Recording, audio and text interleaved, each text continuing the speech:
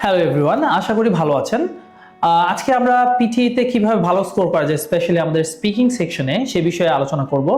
যেহেতু আমাদের overall score ভালো করার জন্য স্পিকিং সেকশনের কন্ট্রিবিউশনটা অনেক বেশি, কারণ অনেক সহজে আপনি স্পিকিং সেকশনে মার্কস তুলতে পারবেন এবং আপনার লিসনিং সেকশনের মার্কস অনেকটাই ডিপেন্ড করে স্পিকিং সেকশনের উপরে। সো আমি যদি স্পিকিং সেকশনে ভালো মার্কস তুলতে পারি তাহলে আমার ওভারঅল স্কোর কিন্তু বেড়ে যাবে।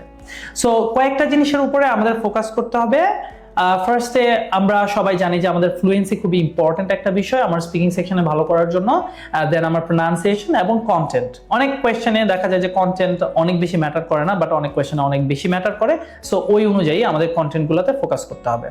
আচ্ছা, এখন আমাদের জন্য ফ্ল্যাট টোন খুবই একটা ইম্পর্টেন্ট বিষয়। লাইক আপনি যেগুলো আমার descriptive, like describe image, read aloud, এই টাইপের কোয়েশ্চেনগুলো আপনার যখন বলতে হয় তখন দেখা যাবে যে এই কোয়েশ্চেনগুলোতে যদি আপনার টোন ঠিক না থাকে, লাইক অনেক ক্ষেত্রে অনেক স্টুডেন্টরা ফ্ল্যাট টোন না দিয়ে ফ্লাকচুয়েশনস করে, লাইক আমাদের পিচের মধ্যে অনেক ফ্লাকচুয়েশন আসে। তো সেই ক্ষেত্রে মার্কস কিন্তু খুব একটা ভালো করতে পারে না স্টুডেন্টরা।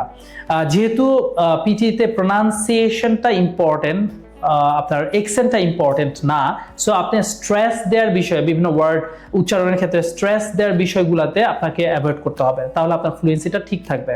আরেকটা বিষয় হচ্ছে যে আমাদের ক্লারিটি এবং সফট টোন, এটা খুবই ইম্পর্টেন্ট। কারণ ক্লারিটি না থাকলে, সফট টোন, আপনার যদি টোনটা আপনার ধরতে না পারে তাহলে কিন্তু আপনি মার্কস পাবেন না। যেমন আমি যদি কথা বলি এবং আমার কথা খুব দ্রুত হচ্ছে এবং আমি অথবা একদম খুব লো ভলিউমে আমি বলছি অথবা ক্লিয়ারলি বলছি না, হ্যাঁ, আনক্লিয়ার আমি বলছি, তখন কিন্তু আমার পাশের জনের রিপ্লাইটা যখন আসবে তখন সে কিভাবে রিপ্লাই দিবে, কারণ সে তো ধরতে পারে নাই। একই রকম করে আমরা ফিডব্যাকটা কিভাবে পাবো পিয়ারসন থেকে, যদি আমারটা ক্লিয়ার না থাকে, আমার ওয়ার্ডগুলো ধরতে না পারে, তাহলে তো আমি ভালো মার্কস করতে পারবো না। সো আমার ফিডব্যাক ডিপেন্ড করবে ক্লারিটির উপর এবং সফট টোন। এবং অনেক লাউডলি বলা যাবে না এবং খুব বেশি দ্রুত তাড়াহুড়ো করে বলা যাবে না।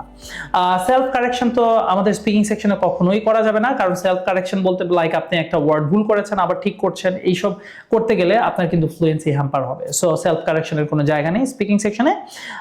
তারপর হচ্ছে ধরেন আপনি রিপিটেটিভ ওয়ার্ড ইউজ করছেন, লেটস সে আপনি ডিসক্রাইব ইমেজ। এখন আমাদের অনেক স্টুডেন্ট যাদের 90 টার্গেট আছে স্পিকিং সেকশনে, তারা কিন্তু অনেক ক্ষেত্রেই সবাই মোটামুটি নিজের মতো করে বলে। ওকে, সো আপনি যদি নিজের মতো করেও বলেন অথবা কোনো টেমপ্লেট ইউজ করছেন, সেই ক্ষেত্রে আপনি কিন্তু রিপিটেটিভ একটা ওয়ার্ড বারবার আপনি ইউজ করছেন, সে কিন্তু টেমপ্লেট হিসেবে ধরবে। আপনি নিজে বলেন অথবা টেমপ্লেট ইউজ করেন, রিপিটেটিভ কোনো ওয়ার্ড ইউজ করা যাবে না, তাহলে কখনোই আপনি ভালো মার্কস তুলতে পারবেন না।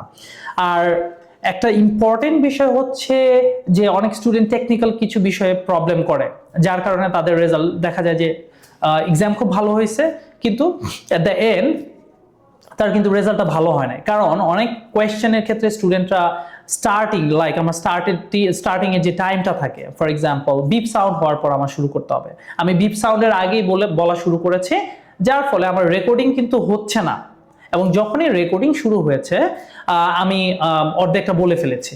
সো এই বিষয়গুলো কিন্তু আমার খুবই কেয়ারফুলি ফলো করতে হবে। সো বিপ সাউন্ডের আগে আমি শুরু করলে আমার রেকর্ড হবে না, এবং বিপ সাউন্ড হয়ে গেল, কিছুক্ষণ দেরি করলাম, আমার কিন্তু পজ হয়ে গেল, এবং মাঝখানেও যদি আমি এরকম করে পজ নেই তাহলে কিন্তু আমার ফ্লুয়েন্সি হ্যাম্পার হবে। এবং যখনই আমার কোনো কোয়েশ্চেন বলা শেষ, আমি কিন্তু একটু দেরিও করব না, একদম ইমিডিয়েট নেক্সট বাটনে ক্লিক করব। ওকে, সো এইভাবে যদি আমি করি, টেকনিক্যাল বিষয়গুলো ফলো করি, এবং আমাদের লাইক টোনের ব্যাপারটা এখন খুব ইম্পর্টেন্ট, সো এই জিনিসগুলো যদি আমরা ভালো করে ফলো করি, ইনশাআল্লাহ আমরা খুব সহজে আমাদের স্পিকিং এ on an average, like average স্টুডেন্টও 70-80 পেতে পারে। সো এটা কোনো বিষয় না, এবং আপনার ওভারঅল স্কোরও খুব ভালো হয়ে যাবে যদি আপনার স্পিকিংটাতে ভালো হয় ইনশাআল্লাহ।